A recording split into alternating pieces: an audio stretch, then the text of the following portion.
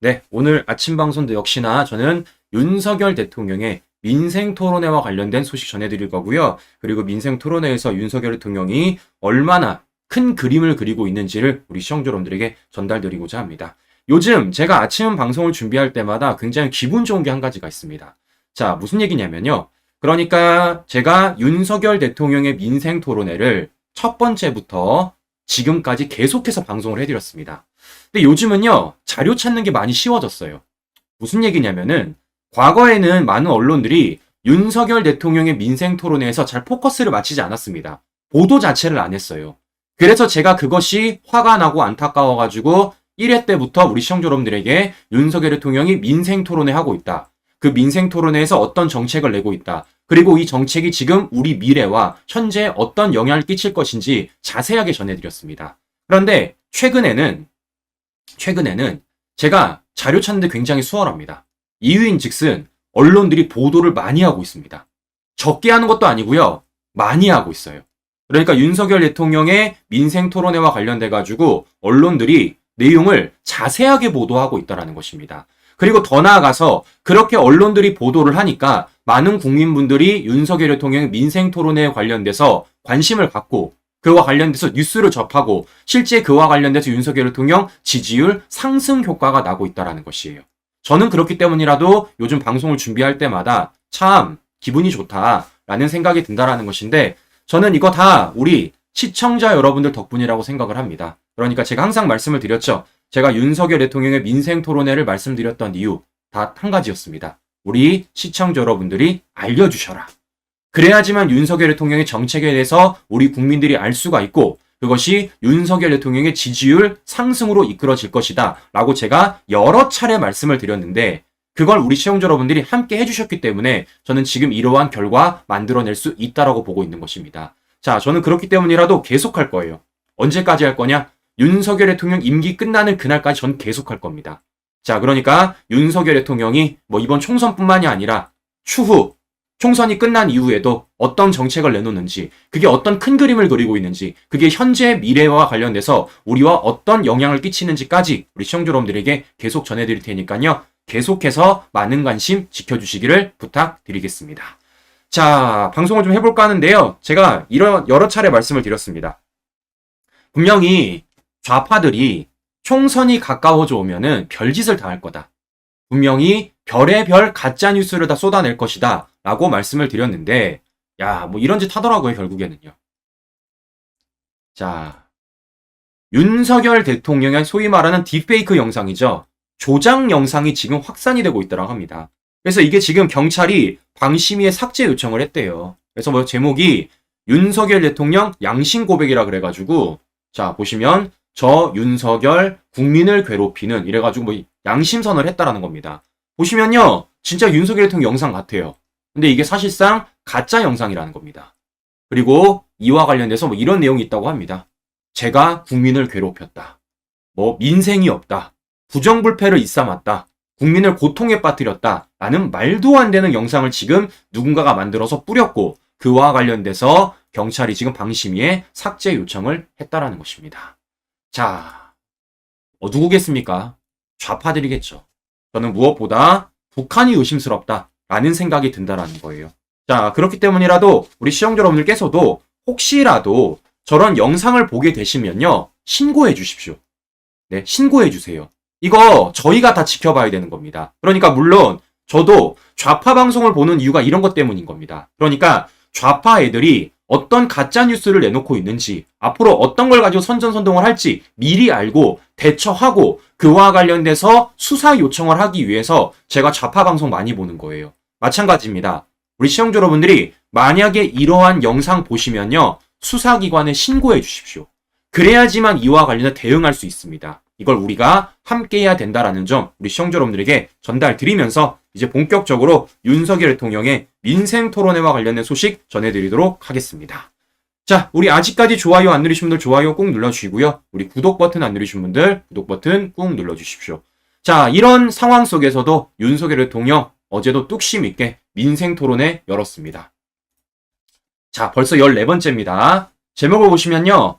다시 뛰는 원전 산업, 활력 넘치는 창원 경남이라고 얘기를 했습니다. 자, 그러니까 이번 주제는 무엇입니까? 바로 원전입니다. 원전. 자, 우리 시청자 여러분들, 과거를 한번 기억해 보십시오. 과거 윤석열 대선 후보가 어떻게 했었습니까? 공약 내세웠어요. 탈원전 백지화하겠다.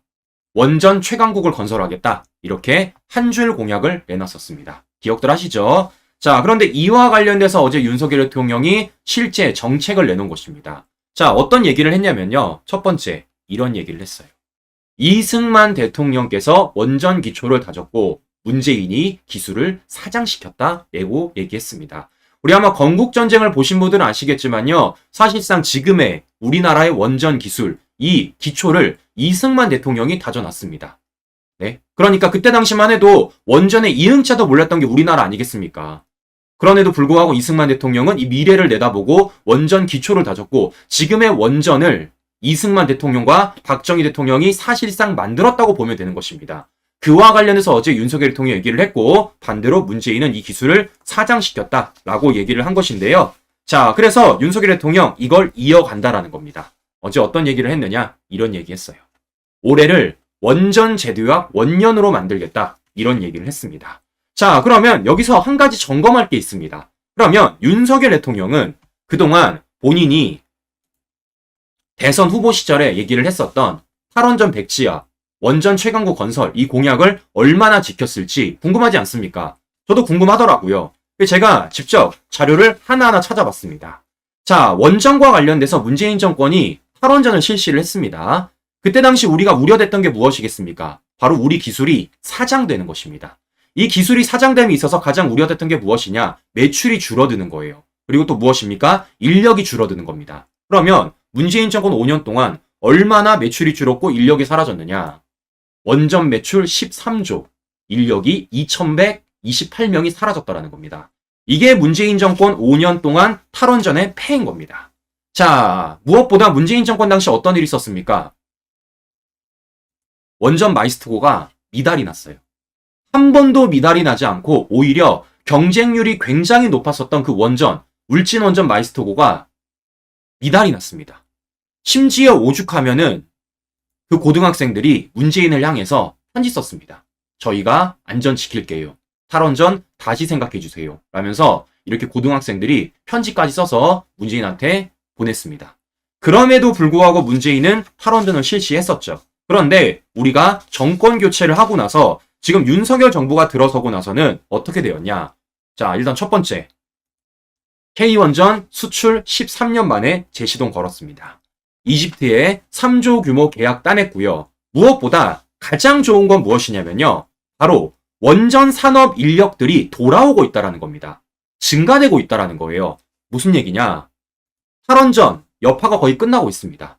원전 산업 인력이 5년 만에 증가되고 있어요. 심지어는 그동안 급감을 했었던 원자력 전공 대학생 신입생이 지난해 10%가 늘었다는 겁니다. 더 좋은 곳은 무엇이냐? 문재인 정권 당시 미달이 났었던 원자력 마이스트고에서 지금 인기가 급증되고 있다는 거예요. 신입생 경쟁률이 1.67대 1로 지금 또다시 원전 마이스트고 인기가 급증하고 있다는 겁니다. 자, 보시는 것처럼 윤석열 정부가 다시 원전을 살려내고 있고 그런 가운데 지금 뭐 하고 있는 겁니까? 실제 인력들이 돌아오고 있고 우리 미래 인력들까지 확보되고 있다는 것을 확인해 볼 수 있다는 것입니다. 자, 그런데 우리 아직 한 가지 해결해야 될 게 더 있습니다. 자, 무엇이냐? 보시는 것처럼 인력들이 돌아오고 있고요. 더 나아가서 미래 인력들까지 이렇게 확보가 되고 있습니다. 그러면 이런 인력들이 일을 하기 위해서는 뭐가 필요하겠습니까? 일감이 필요합니다. 일감이 있어야 돼요. 그런데 아직까지 이 일감이 그렇게 많지 않다라는 것입니다. 자, 무슨 얘기냐면요. 아까도 보여드린 대로 지금 우리가 이집트에 3조 규모 원전 계약 따내지 않았습니까?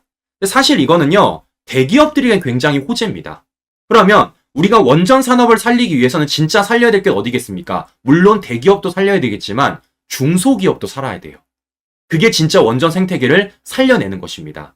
자, 지금 아직도 중소기업들은요. 이 일감에 허덕이고 있습니다.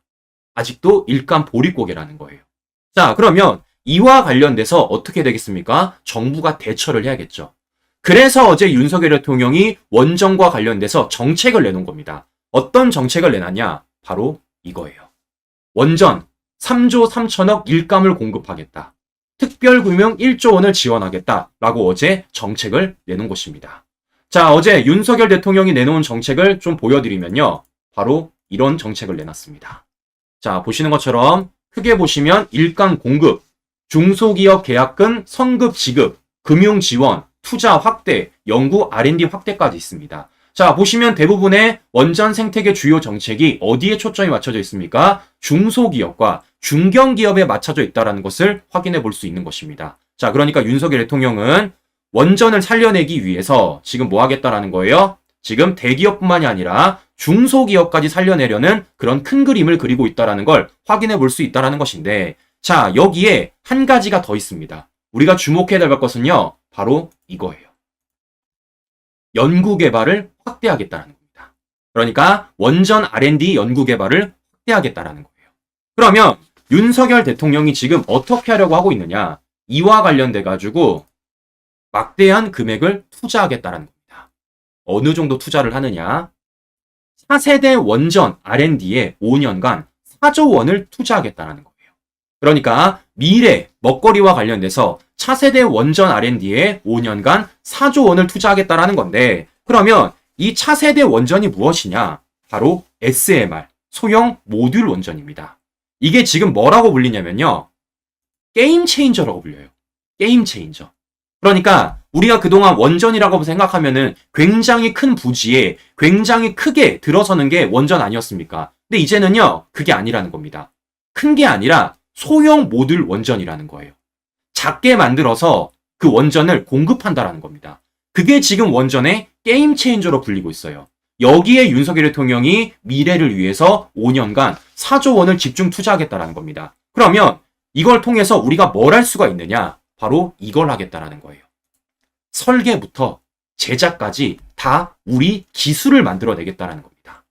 우리 기술력을 확보하겠다라는 거예요. 왜냐? 게임 체인저니까. 그럼 생각해 보십시오. 만약에 우리가 이 소형 모듈 원전과 관련돼서 설계도 할 수 있고요. 제작도 할 수 있습니다. 그럼 우리가 추후에 뭘 할 수 있겠습니까? 수출을 할 수가 있는 거예요. 그러면 이거 수출했을 때 미래 시장 가치가 어느 정도 되느냐? 머지 않았습니다. 2035년에 650조 시장이라는 것입니다. 650조 시장. 이거 우리가 놓쳐 사야 되겠습니까? 원전 강국인데, 원전과 관련돼서 우리가 지금 기술력 갖고 있는데, 더 나아가 인력까지 확보하고 있는데, 이거 우리가 놓쳐 사야 되겠냐고요. 그래서 이 650조 시장을 잡기 위해서 윤석열 대통령이 뭐 한 겁니까? 어제 발표한 겁니다. 차세대 원전 R&D 5년간에 4조 원 투자하겠다. 자, 그러면 여기서 우리가 확인해 볼 수 있는 건 무엇이겠습니까? 지금 윤석열 대통령은 작은 그림부터 큰 그림까지 그리고 있다는 거예요. 그러니까 지금 원전 생태계를 복구하기 위해서 중소기업에 일감을 주고, 더 나아가서 그 미래 원전과 관련돼 가지고 소형 모듈 원전을 우리가 기술력을 확보하기 위해서 5년간에 4조 원을 투자하고 있다는 겁니다. 그러니까 지금 원전 생태계 복구를 위해서 현재와 미래까지도 모두 다 통틀어 말할 수 있는 그런 정책을 어제 얘기했다라는 것입니다. 자, 그런데 이런 움직임 이미 벌어지고 있습니다. 이런 움직임 이미 벌어지고 있어요. 자, 무슨 얘기냐면요. 실제 지난해 7월 달에요. 650조 소형 모듈 원전 시장 선점을 위해서 민관이 뭉쳤습니다. 이거 문재인 정권이어서는 상상도 못할 일이죠. 이거 민간이 뭉쳤어요. 자, 천만다행인 건 무슨 얘기냐면요. 문재인 정권이 탈원전을 했음에도 불구하고 우리 기업들은요. 어떻게 했냐. 그 소형 모듈 원전과 관련돼서 핵심 인력을 지켰다라는 겁니다. 네. 그러니까 문재인 정권 당시 매출 줄고 그 매출이 줄어드니까 원전 시장이 파탄이 났고 그런 가운데 인력들이 유출이 됐는데 이 소형 모듈 원전과 관련돼서는 뭐 했다라는 거예요? 핵심 원전을 지켰다라는 겁니다. 그리고 실제 우리 기업들이 그와 관련돼서 많은 연구 개발을 했다라는 거예요. 그 연구 개발을 통해서 지금 우리 기업들이 어떻게 되고 있냐면요. 해외로부터 투자를 받고 있습니다. 투자를 받고 있어요. 자, 무슨 얘기냐? 바로 이겁니다. 실제 미국 이 SMR 소형 모듈 원전 업체로부터 우리 기업들이 투자를 받고 있어요. 보시는 것처럼 SK도 받고 있고요. 네, HD 한국조선해양도 받고 있고요. 두산, 삼성, GS 이렇게 많은 우리 원전 기업들이 해외로부터 투자까지 받고 있다는 겁니다. 이 얘기는 무엇이겠습니까? 이미 우리 기업들이요, 이 소형 모듈 원전과 관련돼서 어느 정도 기술력을 갖고 있다는 것을 투자 현황을 통해서 우리가 확인해 볼 수 있다는 것입니다. 자, 그러면 어떻게 하겠습니까? 더 키워줘야죠. 더 키워줘야죠. 문재인 정권 탈원전 5년 동안에도 핵심 인력을 지켜서 실제 소형 모듈 원전과 관련돼서 기술력을 확보한 게 우리 기업들인데, 그러면 이렇게 기술력을 확보해서 해외 기업들로부터 투자까지 받고 있는 게 우리 기업들인데 이거 더 키워야 되지 않겠습니까? 그래서 어제 윤석열 정부가 뭐 한 겁니까? 그와 관련돼서 발표한 거예요. 소형 모듈 원전 5년간에 4조 원 집중 투자하겠다. 미래를 위해서 투자하겠다라는 겁니다. 이 시장이 얼마짜리 시장이라고 시청 여러분? 얼마 안 남았습니다. 2035년 금방와요. 네, 650조 시장이라는 겁니다. 10년 조금 넘게 남았죠. 그 10년 안에 벌어질 이 시장을 선점하기 위해서 지금 윤석열 정부, 윤석열 대통령이 어제 정책 발표를 했다라는 걸 확인해 볼 수 있다는 것입니다. 자, 보시는 것처럼 지금 윤석열 대통령이 이 원전 생태계와 관련돼서 지금 현재부터 미래까지 어떤 구상을 하고 있는지, 그 구상 속에서 어떤 정책을 내놓고 있는지를 우리 시청자 여러분들에게 보여드렸습니다. 자, 그러면 중요한 건 뭐겠습니까? 이거 우리가 할 수 있게 만들어줘야죠. 제가 여러 차례 말씀을 드리지만 이걸 할 수 있게 우리가 만들어줘야 된다는 겁니다. 이거 하려면 뭐가 필요하겠습니까? 우리가 이겨야 돼요. 총선에서 이겨야 됩니다. 그래야지만 민주당이 이와 관련돼서 발목 안 잡는다라는 거예요. 못 잡는다라는 겁니다. 자, 그렇기 때문이라도 제가 그래서 윤석열 대통령의 민생 토론에 계속 말씀드리는 이유, 그 민생 토론에서 어떤 정책이 나왔는지 계속해서 말씀드리는 이유는 이것 때문이다 라는 말씀을 우리 시청자 여러분들에게 전해드리는 것인데요. 자, 윤석열 대통령은요, 지난 달에 이런 얘기를 했었습니다. 어떤 얘기를 했었냐? 바로 이런 얘기를 했어요. 과학 대통령으로 기억되고 싶다라는 얘기를 신임 과기수석에 당부를 했다라는 것입니다. 자, 그러니까 윤석열 대통령이 특히 반도체와 관련돼서, 더 나아가 원전과 관련돼서 얼마나 관심이 많은지, 그리고 그와 관련돼서 어떤 정책을 펼치고 싶은지를 이 한마디를 통해서 우리가 확인해 볼 수 있다는 것입니다. 잘 아시겠지만 지금의 대한민국을 만든 이승만 대통령, 박정희 대통령 모두 다 미래를 내다보는 해안이 있었습니다.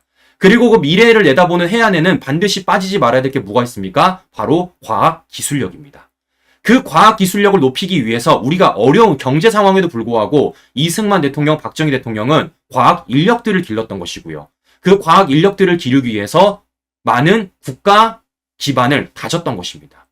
그걸 지금 윤석열 대통령이 이어나가고 싶어하는 것 같아요. 그래서 보시는 것처럼 반도체와 관련돼서도, 제가 오늘 보여드렸던 원전과 관련돼서도 굉장히 다양한 정책을 내세우고 있다는 걸 확인해 볼 수 있다는 것입니다.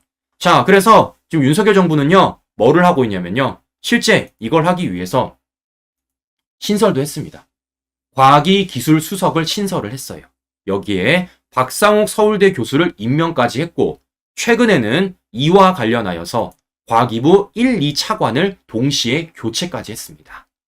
더 나아가서 과기부 3차관격이라고 불리는 혁신본부장도 함께 교체를 하고 있는 것입니다.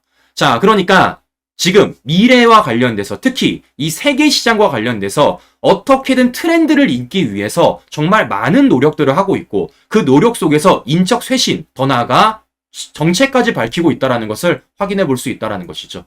자, 저는 그렇기 때문이라도 윤석열 대통령이 과학 대통령으로 기억되고자 어떤 일을 할 것인지, 어떤 정책을 내놓을 것인지, 앞으로도 어떤 행동들을 할 것인지 우리 시청자 여러분들에게 계속해서 전해드릴 테니까요. 우리 시청자 여러분들께서도 많은 관심 부탁드리면서 많은 분들에게 알려주셔라 라는 부탁드리면서 오늘 방송 마무리하도록 하겠습니다. 네, 오늘도 행복한 하루 보내시고요. 저는 다음 방송에 다시 뵙도록 하겠습니다. 오늘도 긴 시간 끝까지 시청자 여러분 감사합니다.